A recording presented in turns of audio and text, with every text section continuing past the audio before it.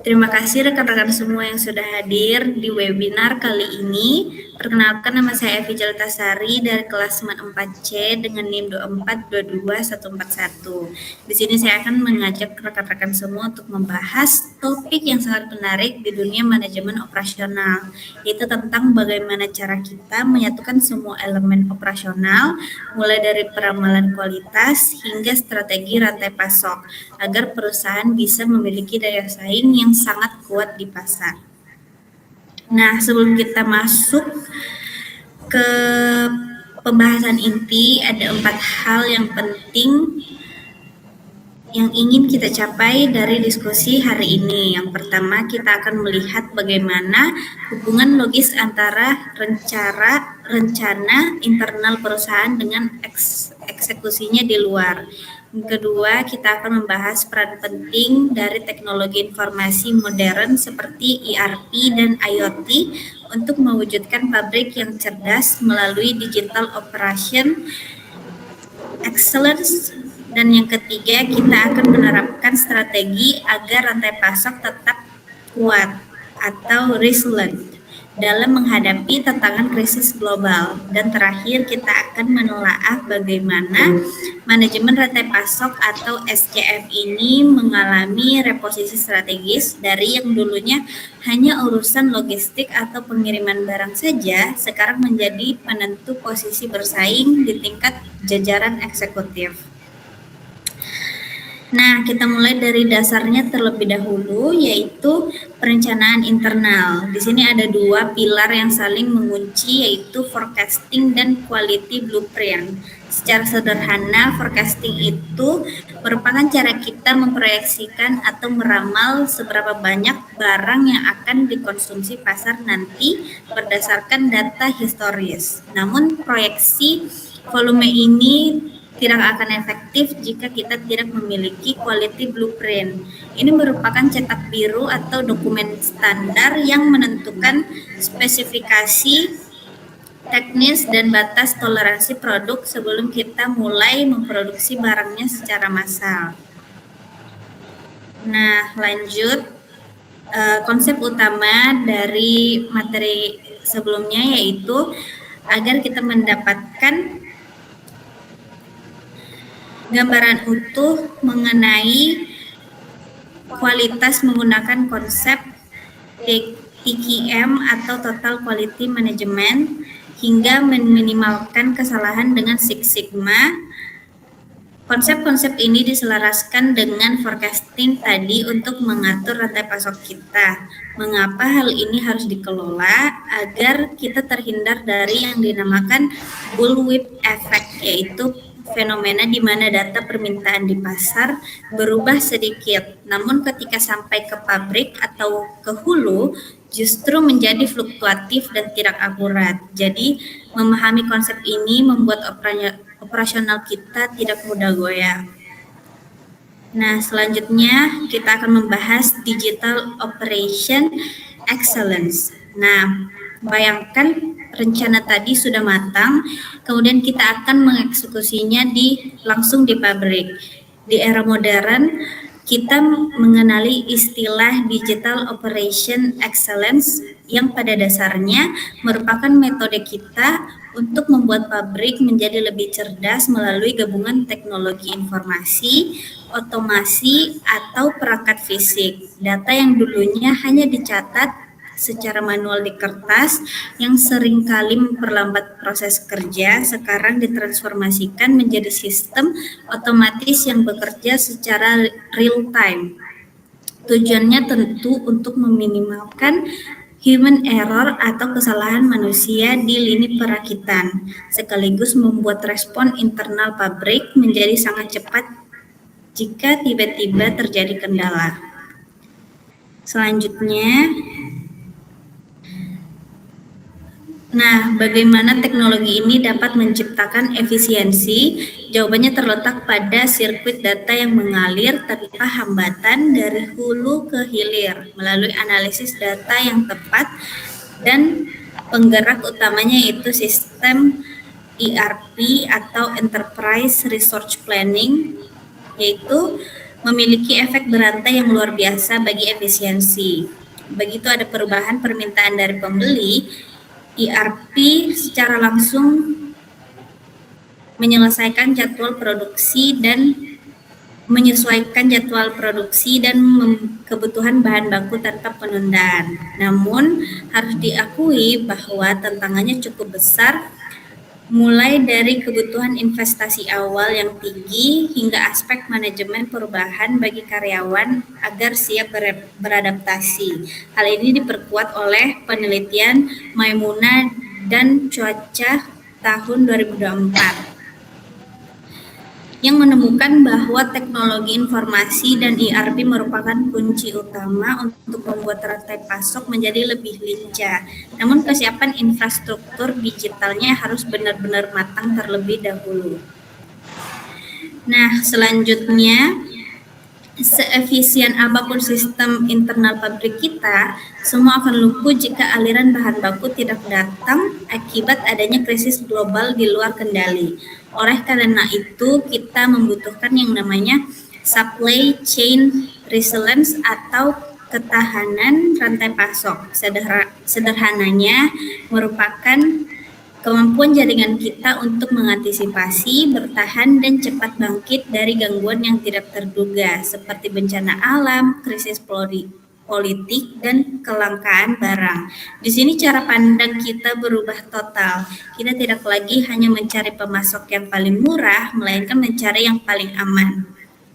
Dalam menghadapi dunia yang perlu ketidakpastian ini, atau VUCA ini, ada 3 aliran yang harus kita amankan bersamaan. Yang pertama ada aliran barang yang harus kita amankan agar barang tidak terlambat. Aliran kedua merupakan aliran informasi, stok yang real time, dan aliran uang untuk modal kerja agar terhindar dari efek cambuk tadi atau bullwhip effect.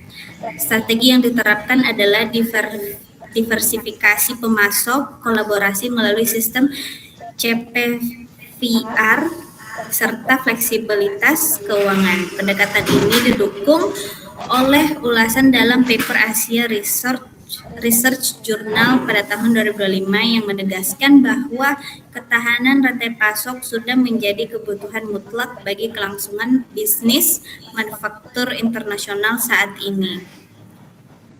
Nah, selanjutnya kita akan membahas strategic SCM Mastery. Nah, di slide ini rekan-rekan dapat melihat bentuk utuh dari integrasi strategis yang saya maksud sejak awal. Prosesnya saling mengunci, mulai dari merencanakan volume dan mutu produk melalui forecasting dan blueprint agar tetap berada di batas aman, UCL atau upper control line, dan rencana tersebut merupakan dieksekusi menggunakan teknologi canggih seperti ERP, IoT, dan RFID agar tidak terjadi kesalahan pemotongan atau human error secara real time. Kemudian agar aman dari krisis global, jaringan logistik luarnya dilindungi menggunakan strategi near sourcing atau mencari pemasok terdekat serta sistem just in case. Terakhir, semua kapabilitas ini diangkat oleh jajaran eksekutif menjadi senjata strategis untuk membangun hambatan pasar dan barriers to entry agar kompetitor sulit meniru dan bisnis kita tetap unggul secara berkelanjutan. Nah, pada slide 12 ini merupakan analisis konsep manajemen operasional pada brand Zara. Yang pertama terkait peramalan dan mutu, Zara tidak menggunakan ramalan tahunan yang panjang. Mereka menerapkan ultra short forecasting yang hanya memproyeksikan tren untuk 2 hingga 4 minggu ke depan. Data volume ini langsung dikirim ke mesin potong otomatis di pabrik mereka, sehingga kualitasnya benar-benar terjaga di bawah batas aman UCL. Yang kedua, terkait keunggulan digital, produk pakaian Zara dilengkapi dengan tag RFID sejak awal yang terhubung dengan ERP pusat melalui jaringan IoT. Jika mesin mendeteksi adanya cacat kain atau kesalahan pemotongan sistem Poka-yoke, digital akan langsung menghentikan robot perakitan seketika itu juga agar tidak membuang-buang bahan baku. Nah, yang ketiga terkait ketahanan logistik. Di saat merek lain fokus memproduksi di tempat yang jauh seperti Asia demi harga murah, Zara memilih strategi just in case melalui nearshoring. Lebih dari setengah mitra pabrik mereka ditempatkan di dekat kantor pusat seperti di Portugal dan Maroko, serta selalu menyimpan stok kain mentah. Oleh karena itu, saat terjadi krisis logistik laut global, operasional Zara tetap stabil dan tidak terpengaruh. Nah, yang keempat terkait SCM strategis, manajemen puncak Zara menyadari bahwa rantai pasok adalah senjata utama bagi mereka. Mereka berinvestasi besar untuk membangun hubungan distribusi otomatis raksasa bernama The Cube, kepemilikan infrastruktur eksklusif yang padat. Modal inilah yang menjadi hambatan masuk atau barriers to entry yang membuat kompetitor sulit untuk menirunya.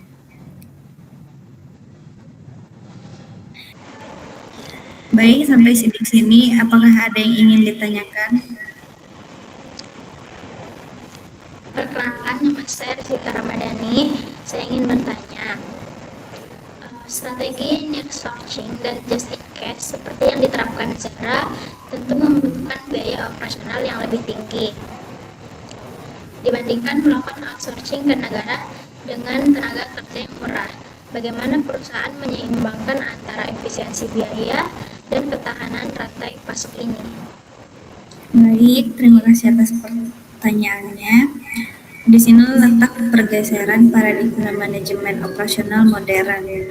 Jika kita hanya melihat dari biaya per unit produksi, outsourcing ke negara dengan tenaga kerja yang lebih murah mungkin terlihat lebih efisien. Namun, ketika terjadi disrupsi global seperti kelangkaan kontainer atau krisis geopolitik, biaya kerugian akibat keterlambatan barang dan hilangnya momentum pasar atau lost sale justru jauh lebih besar. Apakah sudah jelas? Sudah cukup jelas, terima kasih atas jawabannya. Terima kasih. Apakah ada yang ingin bertanya lagi? Perkenalkan, saya Ervan Rizky B. Saya ingin bertanya. Silakan. Implementasi teknologi digital seperti ERP dan IoT memerlukan investasi awal yang sangat besar dan kesiapan SDM yang matang. Jika sebuah perusahaan memiliki keterbatasan modal, langkah prioritas apa yang harus diambil terlebih dahulu? Terima kasih atas pertanyaannya. Betul sekali, keterbatasan modal dan kesiapan SDM sering sekali menjadi hambatan utama dalam transformasi digital. Langkah prioritas yang harus diambil terlebih dahulu bukanlah langsung membeli sistem teknologi yang mahal, melainkan melakukan standarisasi proses internal atau mematangkan quality blueprint-nya terlebih dahulu. Apakah sudah jelas? Baik, sudah jelas. Terima kasih. Terima kasih. Mungkin saya lanjut saja. Sebagai kesimpulan, bisnis saat ini tidak hanya dapat mengandalkan satu divisi saja. Kuncinya terletak pada integrasi total antara kecanggihan digital di dalam pabrik dan ketahanan logistik di luar pabrik. Ketika seluruh aspek tersebut dijadikan sebagai strategi utama oleh jajaran pimpinan, seperti yang dilakukan oleh Zara, rantai pasok berubah dari yang semula hanya Urusan pengiriman barang kini menjadi benteng pertahanan pasar yang membuat bisnis kita sulit ditandingi. Nah, sekian dari presentasi saya. Semua poin ilmiah yang saya sampaikan berdasarkan referensi riset terbaru yang tertera di slide berikut. Nah, cukup. Terima kasih atas kehadiran kita semua. Saya ucapkan terima kasih.